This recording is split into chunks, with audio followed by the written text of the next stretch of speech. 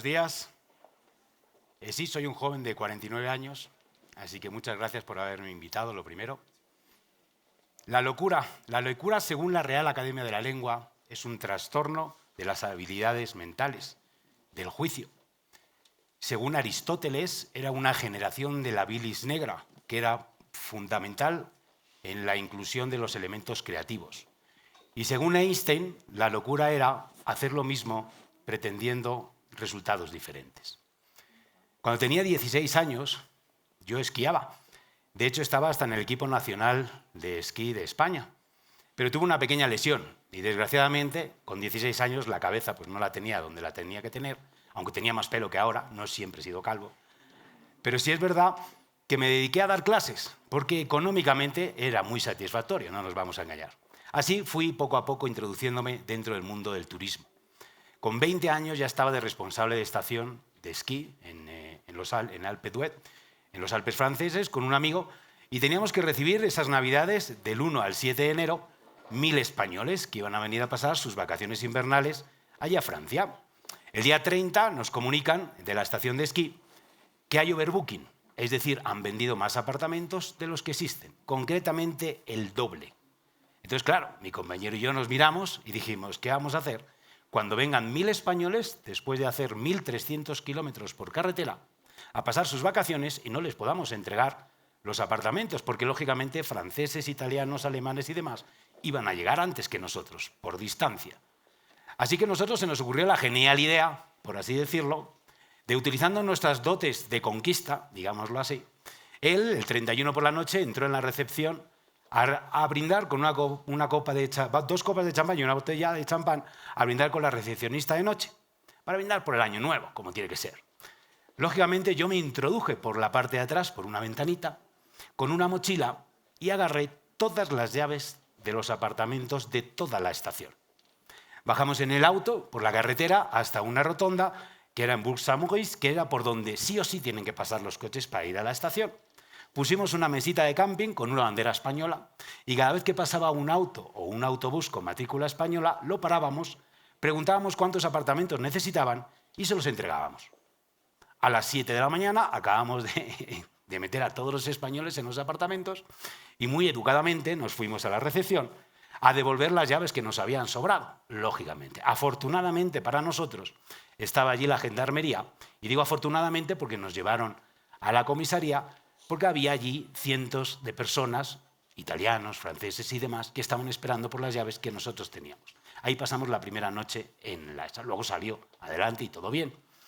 Así poco a poco me di cuenta que el tema del turismo era muy atractivo, pero no era solo el turismo invernal, también en verano me dedicaba a hacer otras cosas. Trabajaba 9 años y luego 3 meses me dedicaba a buscar países nuevos, a abrir nuevas fronteras. Estoy hablando hace tiempo, no había internet, no había tanto como hay ahora, que hoy desde una computadora lo puedes hacer todo. Había que viajar por países literalmente buscando teléfonos de hoteles, guías, museos y demás, y formas, paquetes turísticos que luego se los vendías a las mayoristas y los pagaba muy bien. Allá por entonces, tenía 20 años o así más o menos, en Marruecos, en África, pues estaba recorriendo la parte sur. En Marruecos hay una ley que tú tienes que declarar el dinero con el que entras para luego declarar el dinero con el que sales, y hacen un porcentaje para pagar impuestos. Lógicamente yo no iba a declarar lo que tenía porque habían sido 9 meses de trabajo lo que llevaba encima. Y se me ocurrió la genial idea del Land Rover que yo estaba manejando, antiguo, muy antiguo, tenía un portaequipajes de esos de metal. Entonces lo desmonté e hice unos rulitos con todos los billetes y lo introduje dentro del portaequipajes. Me parecía el sitio más seguro. ¿De acuerdo? Entonces iba yo por la zona de Rabat hacia el Atlas. Pues son carreteras, lógicamente, desérticas, carreteras en las que no hay asfalto, 44 grados de temperatura, el auto no tenía aire acondicionado, por supuesto, y al lado de la carretera por la que yo vivía veo una carretera totalmente asfaltada, recta, sin ningún solo bache, y digo, bueno, pues esta es la mía. Subí por ahí, claro, yo iba encantado, había pasado del infierno al cielo en un momento. Y además me daba cuenta de que a lo largo de las montañas todos los marroquíes iban saludando. Y yo decía, fíjate, la gente que te decía que el marroquí no era nada agradable con los españoles, me van saludando todos, ¿de acuerdo? Claro, unos metros más adelante me encuentro un retén de los militares y todos me encañonan con sus AK-47 directamente porque resulta que esa carretera estaba bien asfaltada porque me había metido en terreno militar y estaban queriendo, a lo mejor pensando que yo estaba invadiendo Marruecos. Bueno, pues después de 3 horas de discusión con ellos para que me liberaran y que vieran que simplemente había sido una equivocación por mi parte y hacerles entender que yo estaba dispuesto a pagar más dinero incluso de lo que valía el coche. Y claro, no entendían eso, cómo era capaz de pagar más dinero si lo que querían ellos era el coche. Digo, pues hubiera quedado un poco raro, que sí les dejaba el coche pero que me quería llevar el portaequipajes, hubiera sido sospechoso cuando menos. En Bolivia también he hecho unas de estas. Allá por el 2020, 15 de marzo, yo cumplo 46 años, el día 16 de marzo, se declara cuarentena rígida en todo el país. Se cierra todo. El hotel en el que estoy trabajando se queda vacío, literalmente. De un 44% de ocupación pasamos automáticamente a tener única y exclusivamente 9 clientes. ¿Expectativa de que viniera algún cliente? Ninguna. Acuérdense que en esa época nadie sabía nada, qué iba a pasar al día siguiente, ni cuánto tiempo, ni nada. Y yo sobre mi espalda tenía 109 familias, que eran los trabajadores y compañeros que estábamos en el hotel, que por parte del directorio nos informaban simplemente de que teníamos que cerrar, porque no había ninguna expectativa. Lógicamente, como soy muy cabezón, como se puede observar, me dediqué a buscar por todos los sitios, llamando puertas a todos los lados, porque teníamos que encontrar alguna solución. Un hotel de 210 habitaciones tiene que servir para algo en una situación de emergencia como la que estaban buscando en este país. Por fin, un día, el mensaje llegó a la persona adecuada y se decidió utilizar el hotel para que pasaran los periodos de cuarentena la gente que venía del país en el que estaban trabajando, los repatriados. Es decir, emigrantes que habían ido a otros lugares a ganarse la vida y, lógicamente, como la economía mundial se paró literalmente, pues se les paró también su economía y decidieron volver a Bolivia para pasar este tiempo hasta cuando se acabara todo esto con sus familias y, lógicamente, tenían que pasar esos 14 días de cuarentena, que era lo que nos habían contado por aquel entonces que debía suceder. Y así fue como nos adjudicaron esa gran tarea. Entonces, el primer día nos avisaron por la mañana que por la tarde iba a venir una delegación de expertos del gobierno de turno, con sus ministros, viceministros y todos sus cargos, a pasarnos revista de nuestro protocolo. Lo cual era chocante, ¿no? Porque no conocían nuestro protocolo. No sé qué revista nos iban a pasar, pero nos iban a pasar el resto. Entonces, lógicamente, nosotros de la mañana a la tarde no teníamos los implementos necesarios para poder hacerlo. Eso yo no iba a hacer que impidiera que me otorgaran el beneficio de poder seguir con el hotel abierto. Así que una de las cosas que no nos había llegado todavía era el amonio cuaternario, no sé si se recuerdan, de primera generación, que existía y demás.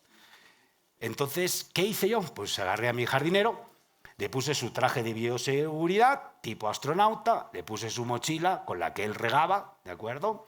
Lo llenamos de agua del grifo. Igual le dije que cuando llegara el grupo del ministerio, que él no respondiera nada, que ya respondía yo.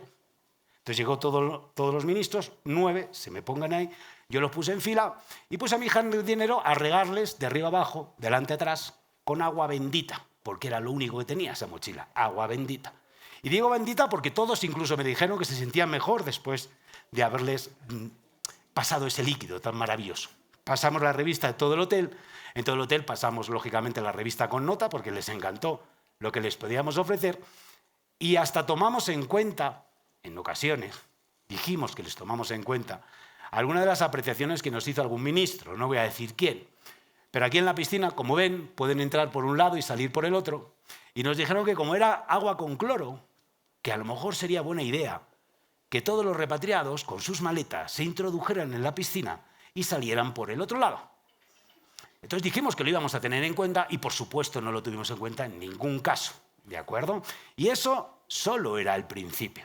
Al día siguiente ya nos llegaron los 250 primeros repatriados. Entre medias de todo esto, tuvimos críticas de la población.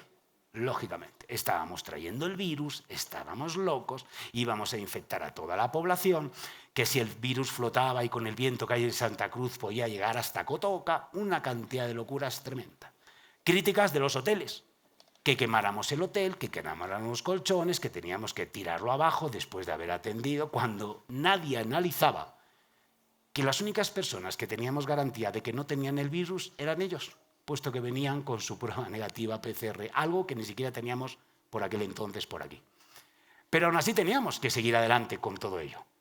Después, desde abril hasta septiembre, tuvimos el honor, porque es la manera de decirlo, 1, de mantener el hotel abierto, 2, de seguir con todas esas 109 familias con trabajo en el sector tan golpeado como es el hotelero, y 3 y último, 1.500 repatriados que pasaron por el hotel con 0.0 casos positivos, con lo cual fue un auténtico éxito para nosotros. ¿Qué cabe o qué quiero transmitir con todo esto? Siempre hay que poner sensatez en todo lo que se hace, pero sí es cierto que hay que añadir un poquito de locura. Esa locura que los grandes genios son los que a lo largo de todo el año, a lo largo de toda su vida, han conseguido hacer los cambios. Hubo uno que hace más de 600 años recorrió todos los reinos de Europa hasta que alguien le financió para buscar un camino más corto a las Indias, encontrando el lugar donde nos encontramos ahora mismo, por ejemplo. Otros, hermanos, que decidieron inventar algo para poder volar. Isaac Peral encontró la manera de poder inventar el submarino para surcar los mares por debajo. Todos y cada uno de ellos en su época fueron tratados como genios. Como siempre digo, la diferencia entre un loco y un genio es el éxito, ni más ni menos. La recomendación para todos ustedes es que se arriesguen y fracasen, que se vuelvan a arriesgar y vuelvan a fracasar una y otra vez sin parar. ¿Hasta cuándo? Hasta lograr el éxito. Y como siempre, como decía John Lennon en una de sus frases famosas, o que por lo menos la atribuyen a él, al final todo sale bien. Y si no es así, es que todavía es el final. Muchas gracias.